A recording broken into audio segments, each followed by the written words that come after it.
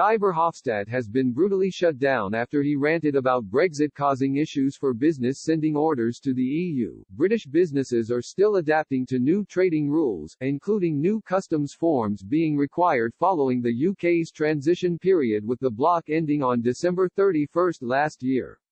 But the Belgian MEP claimed people were losing from Brexit over the new rules, despite the UK recently agreeing to give the EU more time to approve the Brexit trade deal struck between the two sides. He wrote on Twitter, "This is what a border looks like and the people who lose from Brexit." Mr. Verhofstadt was responding to a post by James Milborn at pet food business Canagan Group, who claimed paperwork required to send orders to the EU now amounted to £100,000 a year of veterinary inspection fees after previously costing nothing. He said, "This is the paperwork required to send one order to the EU now. Previously £100,000 per year of veterinary inspection fees now, previously £0. Very annoying and costly for an established business like us, crippling for a small company."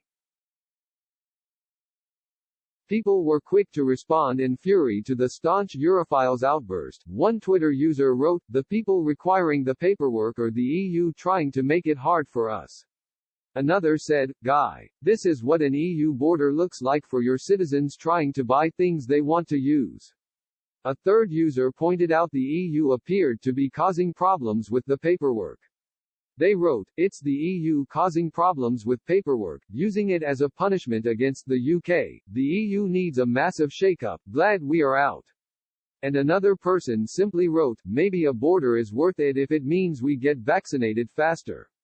Last month, Prime Minister Boris Johnson told EU leaders he would not rule out suspending parts of the Brexit deal unless Brussels eased demands for checks on goods crossing into Northern Ireland.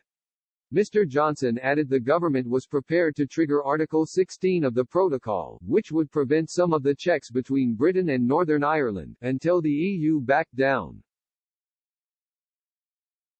He said, "We will do everything we need to do, whether legislatively or indeed by triggering Article 16 of the protocol, to ensure that there is no barrier down the Irish Sea." It also comes as the European Commission is now expecting permanent post-Brexit border control posts to be ready in Northern Ireland by the middle of this year. Commission spokesman Daniel Ferry claimed the UK had obligations to meet under the Northern Ireland Protocol. Mr. Ferry said, "We have received reassurances that these announcements last week are not going to affect the current work of the temporary border control posts in Northern Ireland, so the relevant checks and controls are continuing to take place as usual. We expect the same commitment when it comes to the UK government's obligations under the protocol regarding the permanent facilities that need to be put in place by the middle of this year, by the middle of 2021, in line with the protocol and also in line with the Joint Committee decisions from last December. Permanent facilities are set to be built at Belfast, Larne, Warrenpoint and Foyle ports. Construction has not yet started at any of the sites, with work currently still in the design and preparatory phases. The DUP and other unionist parties in Northern Ireland are also pushing for the protocol to be scrapped. They say it has driven an economic wedge between the region and UK, which undermines the union.